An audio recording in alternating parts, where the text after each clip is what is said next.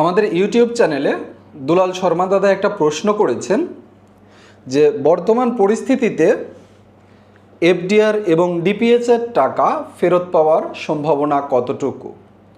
আপনারা ইতিমধ্যেই জানেন যে ব্যাংকিং খাতে একটা অস্থিরতা চলছে, কারণ বিগত সরকারের আমলে যারা বিভিন্ন ব্যাংকের পরিচালকের দায়িত্বে ছিলেন বা পরিচালনা পর্ষদের দায়িত্বে ছিলেন, তারা বিভিন্নভাবে অনিয়ম দুর্নীতির মাধ্যমে ব্যাংকের টাকা লোপাট করেছেন এবং যার ফলশ্রুতিতে তাদের থেকে টাকা উদ্ধারের কৌশল এবং তারা যেন টাকা যতটুকু আছে বর্তমানে সেটা যেন না সরাতে পারেন, সেটার কৌশল হিসেবে বর্তমান সরকার কিন্তু দায়িত্ব গ্রহণের দিন থেকেই ব্যাংক থেকে নগদ টাকা উত্তোলনের ক্ষেত্রে একটা লিমিট নির্ধারণ করে দিয়ে চলেছেন, যেটার সর্বশেষ লিমিট চলছে সর্বোচ্চ ৩ লক্ষ টাকা।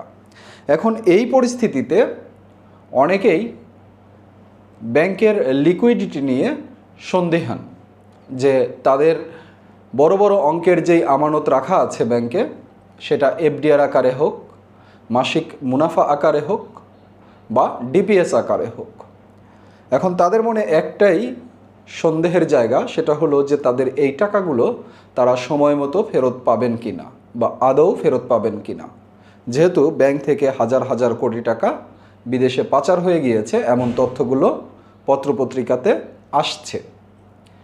এর প্রেক্ষিতে যদি আমরা বলি তাহলে এইভাবে বলতে হয় যে বর্তমানে ব্যাংকিং খাতে একটা অস্থিরতা চলছে ঠিকই, কিন্তু এইটা কিন্তু রিকভারির জন্য প্রচণ্ড মাত্রায় চেষ্টা চালাচ্ছে বর্তমান সরকার, অর্থাৎ যারা অন্তর্বর্তীকালীন সরকারের দায়িত্ব নিয়েছে, এবং যার ফলশ্রুতিতে আপনাদের কিছু সমস্যা মেনে নিতে হচ্ছে। যেমন এই যে নগদ টাকা উত্তোলনের ক্ষেত্রে আপনারা লিমিটের মধ্যে পড়ে আছেন, অর্থাৎ আপনারা চাইলেও ৩ লাখ, ২ লাখ বা ১ লাখ যখন যে লিমিটটা বেঁধে দিয়েছে সেই লিমিটের বেশি টাকা আপনারা উত্তোলন করতে পারছেন না, এবং এর প্রেক্ষিতে আপনারা আপনাদের ডিপিএস এবং এফডিআর থেকে কিভাবে টাকা উত্তোলন করতে পারেন এই মুহূর্তে, সেই ব্যাপারেও কিন্তু আমি ভিডিও দিয়েছিলাম। এখন সেই ভিডিওর পরেও অনেকেই এইটা নিয়ে প্রশ্ন করছেন যে তাদের টাকাগুলো ফেরত পাবেন কিনা। এই বিষয়ে বিস্তারিত বা একটু বেশি কথা বলার আগে আপনাদেরকে এতটুকু এনশিওর করতে চাই যে আপনারা অবশ্যই টাকা ফেরত পাবেন, এবং এই ক্ষেত্রে আপনাদের যতটুকু পাওনা ততটুকুই পাবেন। কারণ আপনারা ইতিমধ্যে দেখেছেন যে যারা টাকা পাচার করেছে তাদেরকে কিন্তু বেশিরভাগকেই ধরা হয়েছে এবং তাদের ব্যাংক হিসাবগুলো জব্দ করা হয়েছে এবং সেই টাকাগুলো রিকভারের চেষ্টা চালানো হচ্ছে।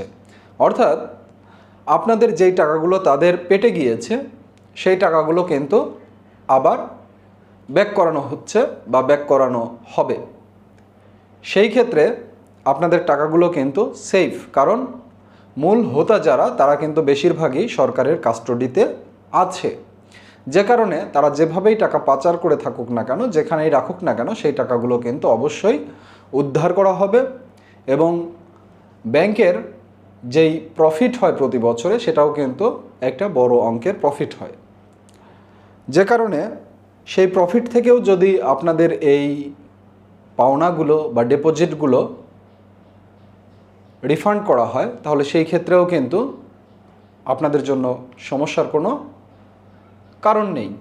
বিশেষ করে ২-১টা ব্যাংকে বড় বড় ডাকাতি হয়েছে, বিশেষ করে যেটা এস আলম গ্রুপের আন্ডারে ছিল, সেখানে যে তথ্য পত্রপত্রিকাতে এসেছে সেখানে প্রায় ৫০,০০০ কোটি টাকা শুধুমাত্র এস আলমের পকেটেই গিয়েছে। এই টাকাগুলো যদি উদ্ধার করা যায় তাহলে কিন্তু ব্যাংকগুলো আগের অবস্থানে ফিরে আসতে পারবে এবং আপনাদের আমানতগুলো সেগুলো কিন্তু পুরোপুরি সুরক্ষিত থাকবে।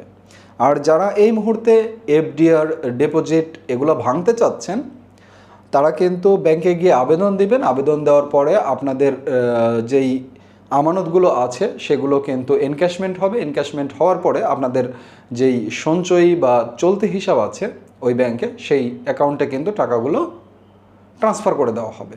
যখন ট্রান্সফার করে দেওয়া হবে তখন আপনি সেই টাকাগুলো তুলতে পারবেন এটার আপনাকে কেউ বাধা দেবে না, বা আপনি যদি ভাঙতে চান সেই ক্ষেত্রেও ব্যাংক আপনাকে কোনোভাবেই বাধা প্রদান করবে না, বা বাধা প্রদান করার মতো কোনো রাইটস ব্যাংকের রিজার্ভ করা নেই।